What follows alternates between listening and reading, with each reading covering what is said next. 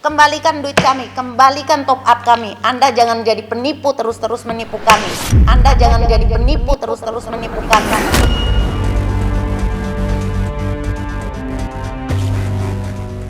Berdemo juga boleh, tapi jangan kemudian merusak sarana dan prasarana rumah atau kemudian menimbulkan ancaman-ancaman.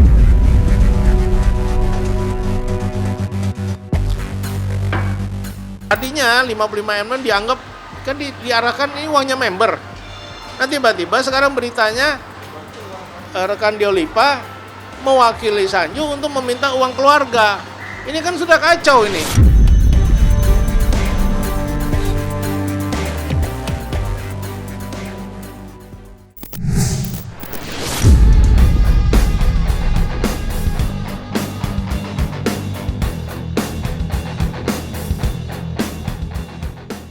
Deolipa Yumara yang baru saja ditunjuk oleh Sanjay menjadi kuasa hukumnya, baru-baru ini memberikan tanggapan mengenai kemarahan para member UMKM yang menyerang balik Sanjay dan berencana akan menempuh jalur hukum atas dugaan pasal penipuan. Menanggapi kemarahan para member tersebut, Deolipa memberikan klarifikasi mengenai status hukum kerugian yang dialami para member bukan semata-mata atas kesalahan Sanjay. Hal itu sudah dibuktikan melalui putusan pengadilan terkait PKPU yang sebelumnya sempat diajukan para member. Dan hasilnya, pengadilan menolak gugatan para member UMKM.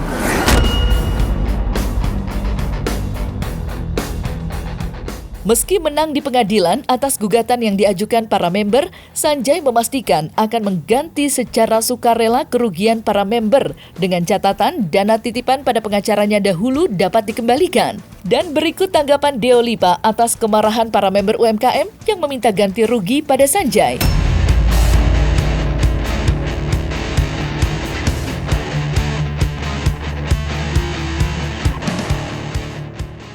Kembalikan duit kami. Kembalikan duit kami. Kembalikan duit kami, kembalikan top up kami. Anda jangan jadi penipu terus-terus menipu kami. Anda jangan jadi penipu terus-terus menipu kami.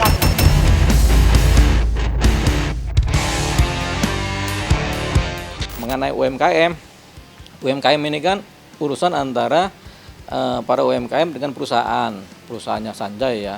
Nah itu kita sudah teliti sejauh yang kita teliti dan dengan dokumen-dokumen yang ada, apalagi sudah ada persidangan-persidangan. Jadi UMKM ini sudah banyak juga yang melakukan gugatan melalui PKPU ya, penundaan hutang ya di pengadilan Jakarta Pusat ya. Jadi semua gugatan yang sifatnya PKPU oleh UMKM kepada perusahaan yang di mana Sanjay berada sebagai pimpinan itu semua kandas. Kenapa? Karena itu bukanlah hutang. Jadi UMKM ini sebenarnya tidak memberi hutang kepada Sanjay. Ini adalah uang-uang ini adalah uang-uang pemesanan atau pembelian slot iklan. Tolong balikin duit kami. Ingat ya Pak Sanjay, jangan sekali-sekali berucap kamu membantu kami atau menolong kami atau membantu keuangan kami. Tidak, itu adalah uang kami. 750 miliar yang dikembalikan oleh negara ke Anda itu adalah uang kami. Sampai hari ini kami tidak diberikan satu perak pun. Bahkan Anda memperalat kami, menyuruh kami menyerang beberapa orang yang itu adalah melanggar hukum. Sehingga kami ini merasa terancam. Sekarang Anda mengancam kami. Ingat, ancaman kamu akan kami balikan ke hukum. Ya, akan kami datangin rumah kamu Pak Sanjay. Tenang, tunggu saatnya. Akan kami datangin rumah kamu Pak Sanjay. Tenang, tunggu saatnya. Kami akan mengambil langkah-langkah hukum supaya Pak Sanjay itu bisa menyelesaikan, bisa membayar uang ibu UMKM ini. Jangan lari dari tanggung jawab.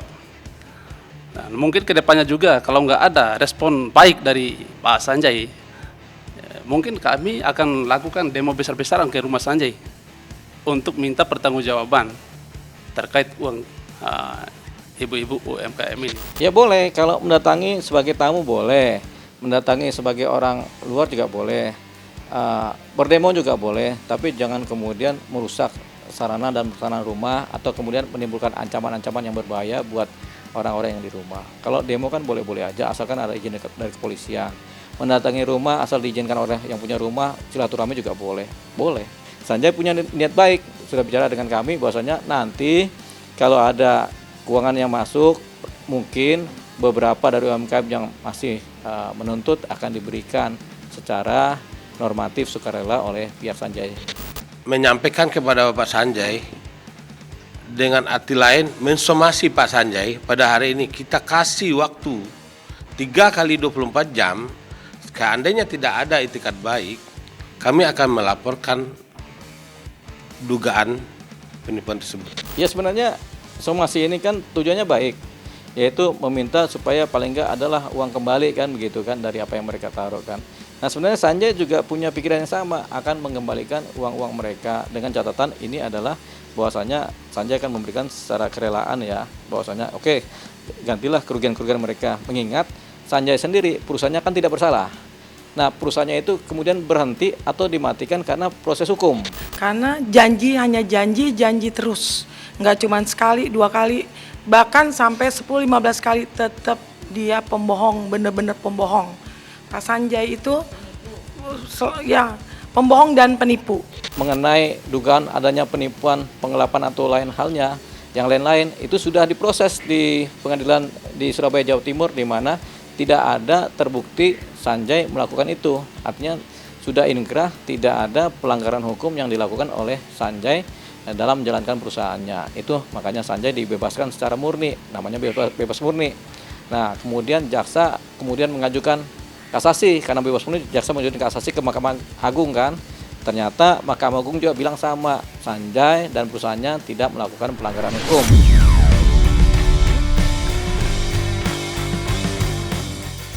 Sebanyak 200 member UMKM menyerang Sanjay dan koordinator UMKM Andi Rivaldi. Usai keduanya disebut-sebut keluar dari grup member UMKM yang sedang berjuang menuntut uang ganti rugi. Dan membuat para member kecewa dengan sikap Sanjay serta Andi yang dituding lari dari tanggung jawab. Atas kekecewaannya itulah kuasa hukum member UMKM akan menempuh jalur hukum dengan menyeret Sanjay dan Andi ke pengadilan atas dugaan penipuan yang mereka lakukan.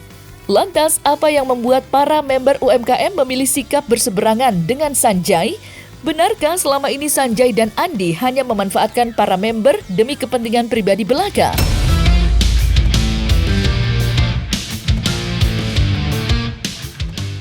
Tapi di belakang itu dia terus terang aja udah ketar-ketir ngadapin, kok semuanya kok jadi pecah, jadi nggak satu lagi. Bahkan dia malah ibu-ibu UMKM ini melawan saya. Jadi saya lihat Pak Sanjay itu kemarin keluar dari grup dengan sangat-sangat marah. Dia ya kayak semacam ketakutan. Nggak ketakutan juga. Ketakutan melarikan diri itu bukan kan ada kalanya melarikan diri. Ini nggak ketakutan karena nggak ada yang diharapkan lagi. Yang saya berikan 55M, ya kalau saya mau lihat etika baik adalah datang bicarakan masalah 55M itu yang diberikan gitu toh. Tapi kalau orangnya tidak datang, ya saya lihat itu bukan tidak ada etika baik lah gitu. Iya benar, Andi udah keluar dari grup, menyusul Pak Sanjay yang hari Selasa udah keluar duluan gitu. Pak Andi udah ditinggalin sama ibu UMKM. Itu yang saya tahu kemarin, Pak Sanjay itu benar-benar diserang dengan kawan-kawan kita dari UMKM. Dia malah saya keluar, nggak lama lagi nyusul Pak Andi. Jadi tanggung jawab ke kita udah nggak ada, semuanya jong. Kemarin terakhir Andi ada di grup. Andi ada di grup, dia bilang seperti ini. Apa kalau ibu-ibu nggak sejalan, ya cuma. Tapi saya lihat di sini, kenapa Pak Andi meninggalkan kita? Mana janjinya Pak Andi? Kenapa saya bilang begitu sama Pak Andi? Karena dia mengatakan begini, ya sudah, saya mau ngurusin ada job ya, job baru, saya dikasih 750 juta, lebih baik saya akan jalankan ini. Terus saya bilang begini, oh berarti baru saya tahu Pak Andi.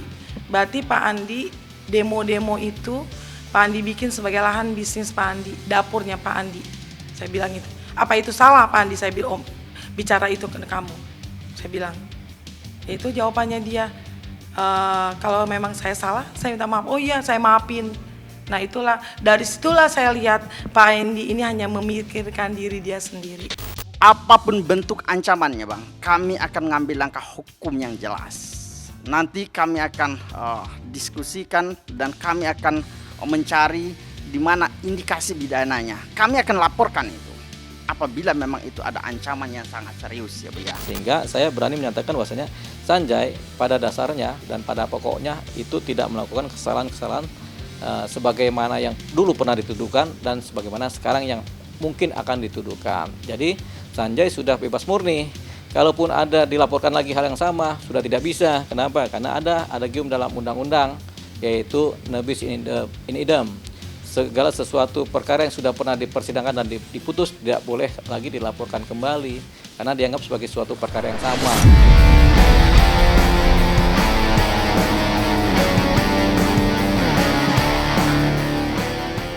Sementara itu, mantan kuasa hukum Sanjay, Vidi Galenso, turut buka suara mengenai dana titipan yang selama ini dituduhkan pihak Sanjay pada dirinya.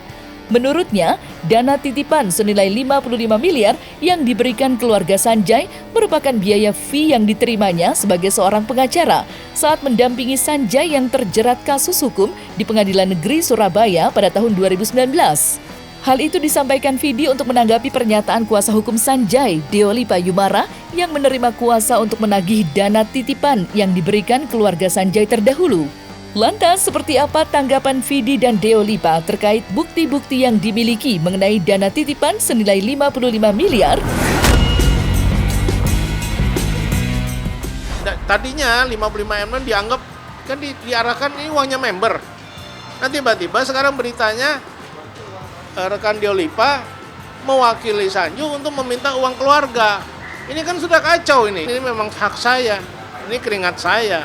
Jadi dikembalikan ke saya. Dengan ucapannya sendiri mau melakukan upaya hukum. Nah ini yang saya tunggu. Yang saya kerjakan adalah, atau yang kami kerjakan adalah mengenai segala sesuatu urusan-urusan yang berdasarkan surat kuasa. Yaitu urusan apa? Urusan menagih uangnya Sanjay dan keluarganya yang dititipkan kepada pengacara Elsa Sharif. Memang dari uang itu mungkin ada sebagian yang dipakai sebagai pembayaran honor, tapi kan semua ada tertulis dan tercatat ya, honornya berapa dan uang titipan berapa. Itu gampang saja, tinggal dikalkulasi mana berapa jumlah uang titipan dan berapa honor. Misalnya kalau uang sudah masuk sekitar 55 miliar atau 57 miliar, honornya misalnya 13 miliar, ya sudah dipotong aja. Sisanya dianggap sebagai uang yang harus dikembalikan. Uang yang dikasih ke kami itu yang sampai sekarang tidak pernah terbukti, berubah-ubah terus. Tadinya transfer seluruhnya 55M, terus setelah di meeting itu saya punya tim kuasa hukum juga. Kamal bilang, oh enggak semuanya 55 transfer, tapi ada transfer, ada cash, terus bertahap. Nah, ini kan nggak bisa hukum sumir begitu. Jadi kalau itu mau dikonversi, mau dipotong-potong, masih ada selisih sekitar antara 42 sampai 45 miliar. Dia bilang ada 55M. Pertama dia harus buktikan dulu 55M ini bentuknya seperti apa, ditransfer ke saya berapa, transfer profil saya berapa, kalau ada Farhad berapa. Kan semua juga bekerja menggunakan uang itu kan ada dasarnya. Adu bukti, dia punya bukti, kami masing-masing juga punya bukti. Itu baru namanya adil.